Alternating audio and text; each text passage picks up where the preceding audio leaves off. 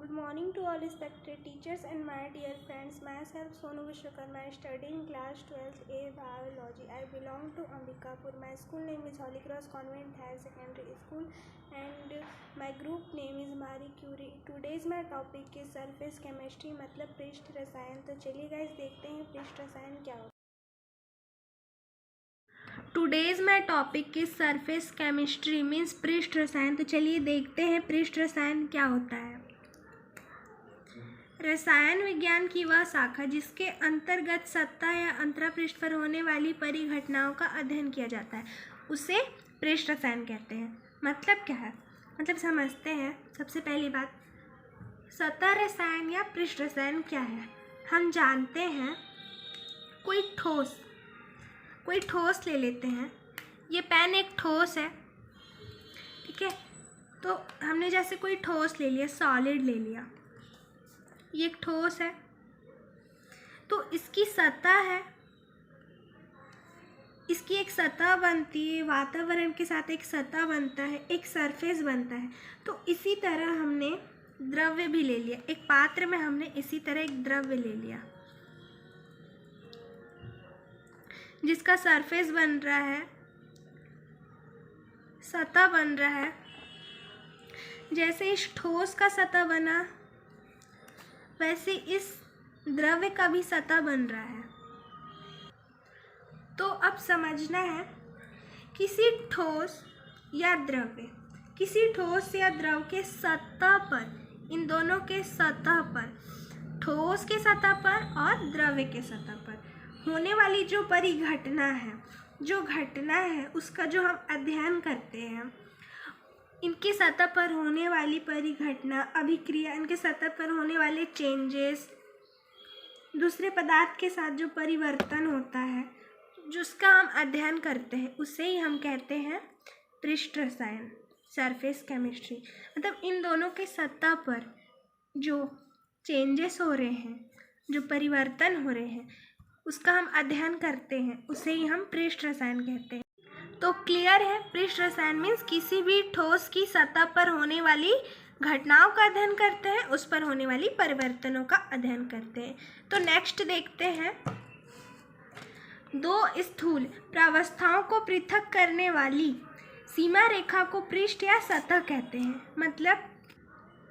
मतलब दो स्थूल प्रावस्थाओं यानी दो पदार्थ, ये एक पदार्थ हो गया और ये दूसरा पदार्थ.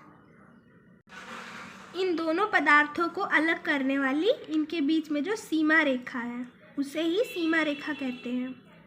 इन दोनों पदार्थों को अलग करने वाली, दोनों को पृथक करने वाली जो रेखा है उसे ही सीमा रेखा कहते हैं.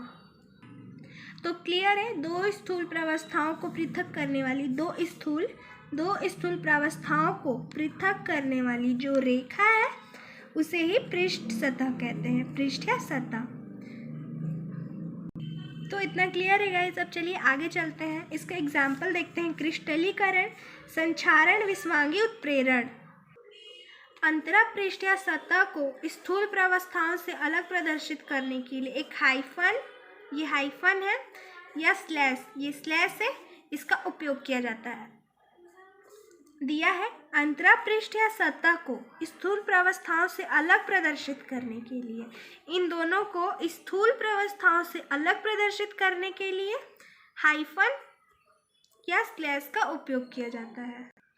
फिर से देखते हैं, अंतरापृष्ठ या सतह को स्थूल प्रावस्थाओं से अलग प्रदर्शित करने के लिए, अंतरापृष्ठ या सतह को स्थूल प्रावस्थाओं से अलग प्रदर्शित करने के लिए एक हाइफन, ये हाइफन है और ये स्लैश है, का उपयोग किया जाता है. मतलब समझते हैं, एक ठोस गैस या ठोस द्रव्य या ठोस द्रव्य द्वारा दर्शाया जाता है. मतलब एक ठोस और ये गैस,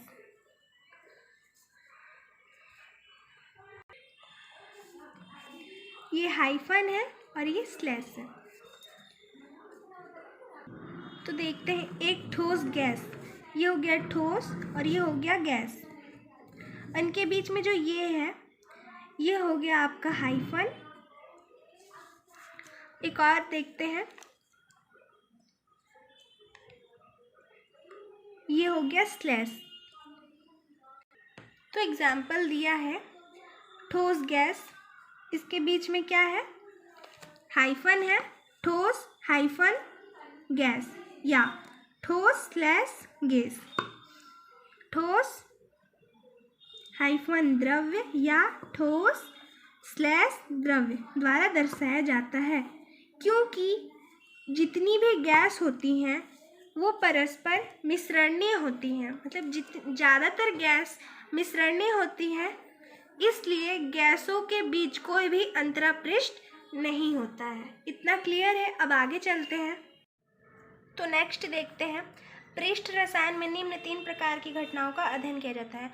पृष्ठ रसायन में हम 3 प्रकार की घटनाओं का अध्ययन करते हैं। फर्स्ट अधिशोषण, सेकंड है उत्प्रेरण, थर्ड है कोलाइडी अवस्था, जिसमें हम फर्स्ट देखते हैं अधिशोषण। अधिशोषण को इंग्लिश में एडसॉर्प्शन कहते हैं। डेफिनेशन दिया है, किसी पदार्थ, ठोस या द्रव्य, कोई पदार्थ चाहे वो ठोस हो या द्रव्य, उसके पृष्ठ पर किसी अन्य पदार्थ के उसका जो पृष्ठ है उस पर किसी अन्य पदार्थ के अणुओं का आकर्षित होना तथा उस पर बने रहने की परिघटना को अधिशोषण कहते हैं। मतलब कोई पदार्थ है और ये इसकी सतह है, ठोस या द्रव्य, ये ठोस या द्रव्य है, इसको हम ठोस मान लेते हैं, और इसकी सतह पर किसी अन्य पदार्थ के अणुओं का आकर्षित होना, मान लीजिए यहाँ पर कोई अन्य पदार्थ के अणु आकर आकर्षित हो गए हैं, संयोजित हो गए हैं,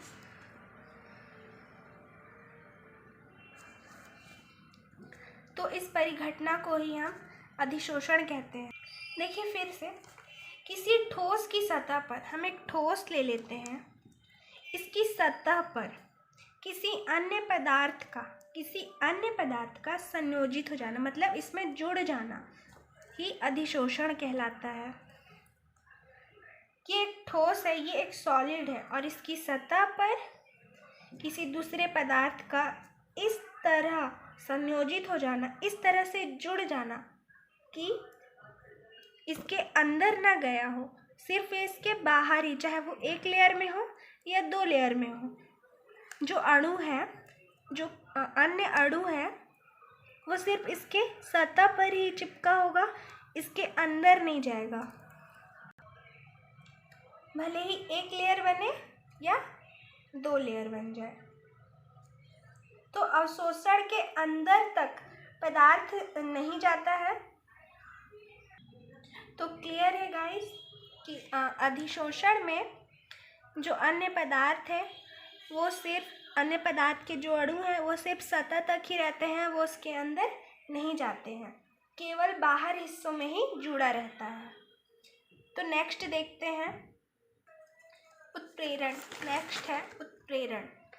डेफिनेशन दिया है, वह पदार्थ जो किसी रासायनिक अभिक्रिया की दर को परिवर्तित कर देता है किंतु स्वयं भार एवं रासायनिक संगठन की दृष्टि से अपरिवर्तित रहता है, उसे उत्प्रेरक कहते हैं, एवं उसकी उपस्थिति से अभिक्रिया की दर में परिवर्तन होने को उत्प्रेरण कहते हैं।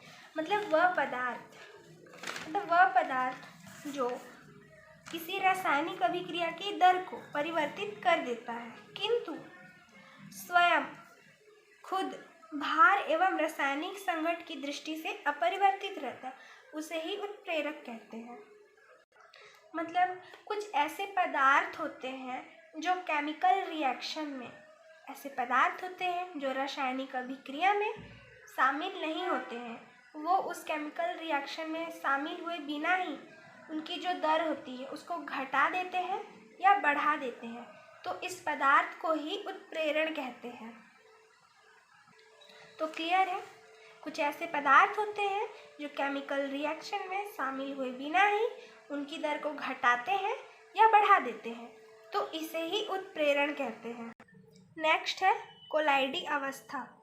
डेफिनेशन है, ऐसे पदार्थ जिनके विलयन चर्म पात्र या जंतु झिल्ली में से विकसित नहीं होते या बहुत धीमी गति से विकसित होते हैं, कोलाइड कहलाते हैं। मतलब ऐसे पदार्थ जिनके विलयन पात्र या जंतु झिल्ली में से विकसित नहीं होते या बहुत धीमी गति से विकसित होते हैं,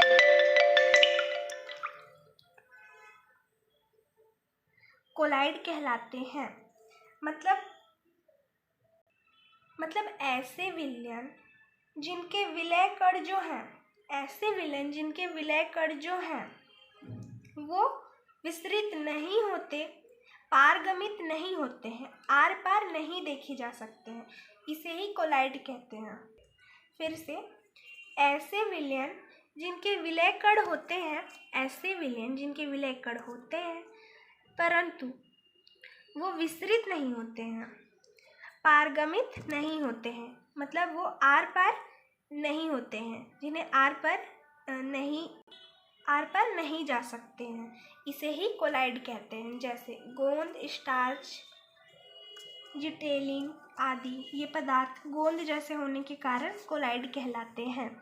तो थैंक्स गाइस, आज का हमारा वीडियो यहीं पे समाप्त होता है।